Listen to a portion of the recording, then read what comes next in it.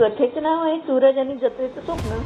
सूरज हा एका लहानशा गावात राहणारा 10 वर्षाचा हट्टी पण निरागस मुलगा होता। त्यांचे वडील शंकरराव वर्षभरापूर्वी एका अपघातात गेले। त्या दिवसानंतर सूरजची आई लक्ष्मीबाईवर घर, शेत आणि मुलाचा सांभाळ सगळं एकटीनेच उचललं। आईने दिवस रात्र राबून सूरजच्या हट्टाला नेहमी नाहीच म्हणावं लागायचं, पण सूरजला हे कळायचं कुठं। तो म्हणायचा, आई बाबा असते तर मला सायकल आणून दिली असती।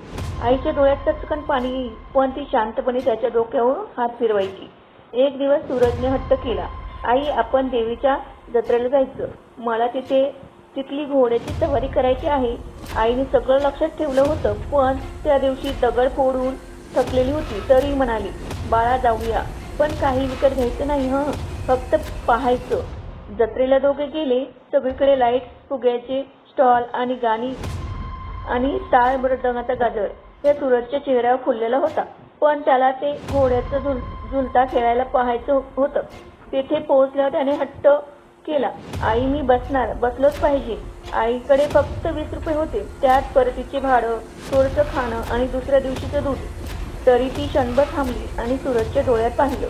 ते डोळे अगदी शंकरराव सारखेच होते, हट्टी पण निरागस। ती हसली, जा बाळा खेळून ये।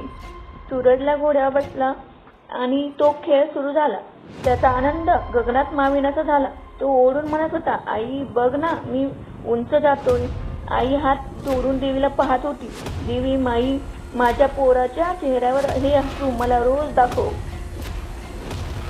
तर कथा कशी वाटली, काय वाटली कमेंट करायला विसरू नका, लाईक करायला विसरू नका, नवीन असाल तर सबस्क्राईब करा। व्हिडिओ आवडला तर मित्रांनो शेअर करा।